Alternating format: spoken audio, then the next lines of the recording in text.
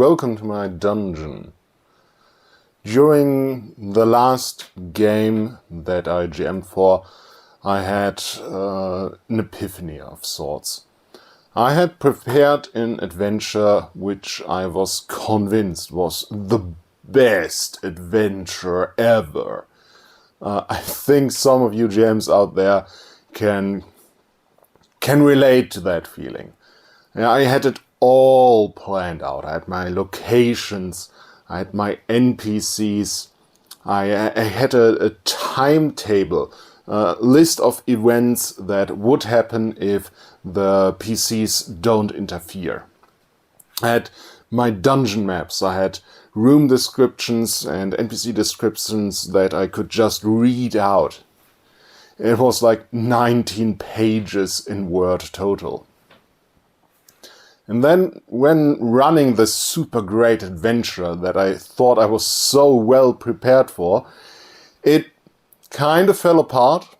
Luckily I managed to salvage it and my players still had fun, but man, it was a hassle to run. I would always just go like, where's my room description? Where are my rooms? Where are my NPCs? It was just too much to handle. And it also turned out that there was just too much for the players to handle. I had like 6 different plot locations that were introduced one after another. That was just too much to keep the players' attention. I was trying to run a murder mystery, but once the victim was found and the investigation began, it was over right away, because one of my paranoid players, by chance, just decided that one NPC, that random NPC, he's suspicious. I'd better see what he's up to, shadow him. And turned out, yeah, that was the murderer. It was not the whole story, but I'd hoped that that investigation would go on for a lot longer and basically keep the players distracted from what is really happening, so there's some kind for the situation to evolve and become more dire, more stressful, basically for shit to hit the fan. And what I realized, my epiphany, I prepared just too much. I was over-prepared. Most of my preparation I didn't need in that form. I don't need read aloud text for NPC descriptions or place descriptions. Just a short list of vibes, of impressions. The most important attributes of a place. Maybe one line will give me enough to formulate a description when I'm describing it to the players at the table. Same with the NPCs. That timetable that I had, yeah, it was neat to work that out in advance in my head, but it didn't survive contact with the players for like more than an hour. After that, everything was just down the drain. I had to improvise anyhow. And this murder mystery, when I was first writing it, I had like 12 NPCs who were all potentially the murderer. And it's just too much. You can't question 12 NPCs. You can play out the scene with 1 or 2, maybe 3 NPCs, but then you're always asking the same question and it becomes stale rather quickly. So murder mystery, you should try to run that on the small scale. You can't just bombard your players with too much information at once. I could have used all that locations and rooms I had prepared, but like 1 by 1 or maybe 2 at a time. And also present a challenge right away. Like, they go to that location and they have to investigate it. Question 1 NPC. Search 1 location for clues. And then maybe have the choice to go to 2 different locations. So rather than having all thrown at you at once, you introduce it 1 by 1. Right? Start with a sweeping scene. They ask for a tour of the temple. So it wasn't all my fault. Well, it was just too much. That made it hard to stay organized on my table. I had planned to have the rooms on one side of my table, the NPCs on the other. That way I could look at both of them at once. Problem was I had too many NPCs. I had 2 pages of NPCs, 2 pages of rooms for one location. Then I had a different set of rooms for the dungeon where the murder mystery eventually led. So I had a huge stack of papers all strewn around my part of the table, and I couldn't find anything. Even reduced the number of NPCs from my original 12 to just 6. Still too much. I could have done with 3 and then maybe another 3. Like this, it was just too much to handle. I remember I have played Call of Cthulhu adventures that were structured like a murder mystery, but they didn't have that many NPCs. There was maybe 3, like the Lord with the weird hobby, the butler, and the housemaiden. And I had twice that.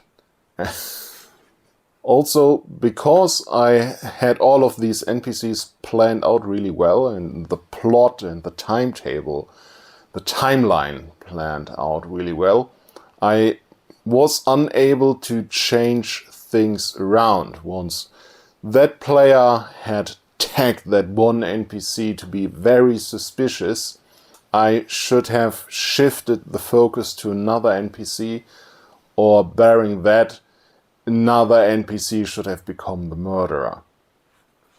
Now there's an argument to be made that you don't want to cheat your players. If they are savvy enough to tag the right culprit right away, you should give them a reward.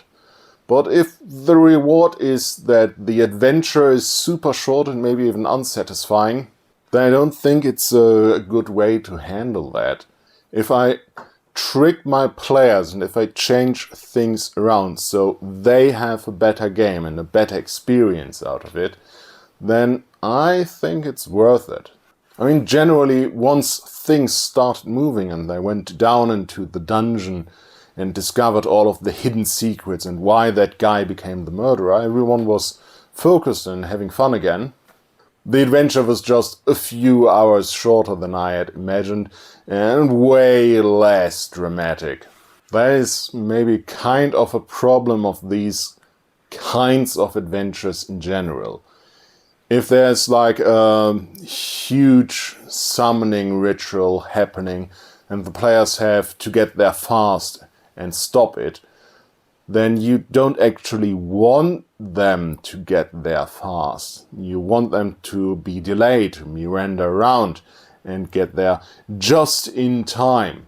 But either they get delayed and meander around, or you're changing things around. You're changing your timeline of event, how long it will actually take for your cultists or your evil wizards, mad scientists to finish whatever they're doing. So the players can get there just in time to stop the cataclysmic event and have that epic finale you have been picturing. But if your players are really savvy, do all the right things, make right decisions, roll really well, then by all rights they should get there well in time to stop that event before it becomes a giant cataclysm. So how would you handle that? I think with a bit less preparation I could have done myself a huge favor here. For one, have the scope smaller or divided in smaller, more digestible pieces for the player. Just have 1 page of NPC, 1 page of location. Just a few bullet points for description of the NPCs and places, rather than having read aloud text. And especially, I should not have written the timeline of events. It became like a corsage, like a corridor that I had to move along. And if I just didn't have that, I could have improvised more, put in things in there to distract the players, maybe change the NPCs and the locations around, have another murderer, have it play out different so it's more dramatic. Usually I'm not preparing this much. I somehow fell into that trap because I had so many ideas and so much time to prepare for that adventure that I didn't just half-ass it right before the game in an hour like I usually do, but actually put all the prep work into it that I thought would be cool and I would need. And it backfired and just kept holding me back. So for the follow-up adventure, I just had a few pages of handwritten notes. Just bullet points, really. Just the situation at hand, the NPCs, and what their motives are, what they might do. No timetable. Didn't have planned a cataclysm or murder mystery 2, though it was a type of crime investigation. And that, for one thing, was much more relaxing to GM. I still had to search for my notes from time to time, but because I only had a few pages, it was much faster to find everything. And I had more flexibility to see what my players actually wanted, what they were looking for, and react to them, and just come up with the stuff on the spot. So yeah, I found out the hard way it's possible to prepare too much. What are your thoughts on this? How much do you like to prepare for an adventure? Do you like pre-written text? Do you prepare anything for an adventure or just improvise and use random tables? Let me know in the comments below. For now, thanks for watching. I wish thee safe travels, dreamers. Until we shall meet again.